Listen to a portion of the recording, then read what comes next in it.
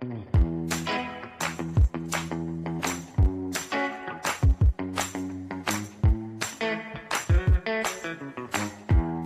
à tous et bienvenue dans cette vidéo. Aujourd'hui, on va s'intéresser à plusieurs petites fonctions sur les dates qui vont vous permettre d'automatiser des tableaux de bord ou encore de la planification si vous la faites sur Excel. Mais avant tout, n'oublie pas, si cette vidéo t'est utile, tu peux mettre un petit pouce, ça fait toujours plaisir. Donc, ici, on a mis en place une petite liste déroulante des différents mois de l'année. Et là, j'ai mis une année. Je veux extraire le premier jour du mois pour mettre en place d'autres fonctions derrière, ce qui est souvent très utile quand on fait de la planification et qu'on veut bien sûr automatiser.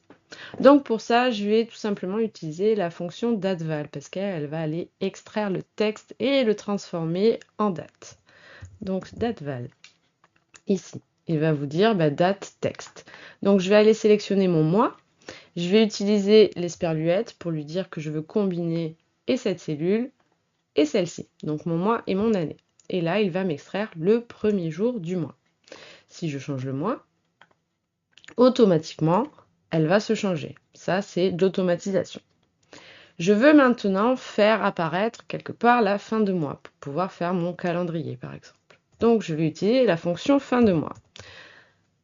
Ici, elle va vous dire date de départ et mois. Donc, date de départ, je vais prendre ma première date du mois. Et maintenant, il me dit le mois. Donc, si je veux le mois sur lequel je travaille, je vais mettre 0. Si je veux le mois suivant, je vais mettre 1. Et puis 2, 3, 4, selon ce que j'ai envie. Si je veux des mois précédents, je peux faire moins 1 mois. Ça fonctionnera. Donc là, je veux vraiment le dernier jour du mois de mai. Et donc, je mets 0. Et j'ai bien le 31 mai 2025. Si je change, hop, tout change à chaque fois. Donc ça permet de mettre en place à chaque fois mon planning à jour. LO semaine, lui, il va nous permettre en fait d'aller extraire le numéro de semaine par rapport à une date. Donc très simple, on va mettre numéro de semaine et il vous demande le numéro de série, c'est-à-dire la date sur laquelle il doit aller chercher le numéro de semaine qui correspond. Donc on va prendre par exemple la date du premier jour du mois. Et il va me dire ici, hop, je suis en format date, donc ça ne va pas marcher. Je vais le mettre en format nombre. Non, dans l'autre sens. Il me dit que c'est la semaine 23. Si je regarde dans un calendrier, on est exactement sur la semaine 23.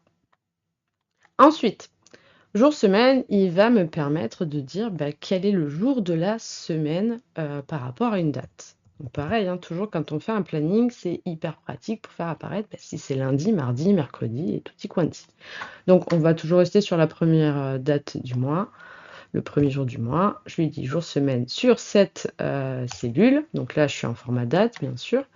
Je vais aller du coup là dans un format personnalisé. Et ici, dans le format personnalisé, je vais lui dire du coup que je veux juste faire apparaître en texte. Donc je vais mettre 3J et il va me mettre les 3 premières lettres du jour. Donc là, il me dit que c'est un dimanche. Si je change, je mets en avril. Là, il me dit que c'est un mardi. Donc hyper pratique quand vous faites du planning finalement ou un calendrier, des choses comme ça. Ensuite, la fonction aujourd'hui, elle va nous permettre de faire apparaître la date du jour et de se mettre à jour automatiquement à chaque fois que vous allez réouvrir votre classeur. Pour la mettre en place, c'est vraiment la plus simple. Je vais écrire égal aujourd'hui et je vais faire entrer. Et aujourd'hui, il me dit que nous sommes le 29 mai 2025, ce qui est vrai. La fonction maintenant, elle est comme la fonction d'aujourd'hui, sauf que celle-ci va aussi vous rajouter l'heure. Donc, on la met en place comme la fonction aujourd'hui. On tape juste maintenant et on fait entrer. Et là, je n'ai pas le bon format. Du coup, je suis en format date, autre format, et je vais aller chercher le bon format qui correspond. Voilà. Ici, vous avez donc le format date et heure. Voilà, toutes ces petites fonctions qui vous permettent, d'automatiser, souvent de la planification ou des choses comme ça. Il existe d'autres fonctions comme la fonction jour qui va extraire juste le jour d'une date, la fonction mois qui extrait le mois et la fonction année qui extrait l'année, par exemple, qui peuvent être utiles parfois, quand on combine plusieurs fonctions où on doit extraire juste, une variante de la date. Dans une fonction si, par exemple, on veut aller, identifier dans notre test logique quelque chose juste par rapport à l'année et on a une date complète, on va pouvoir utiliser la fonction année, par exemple. J'espère que ces formules vous ont été utiles et je vous dis à très vite.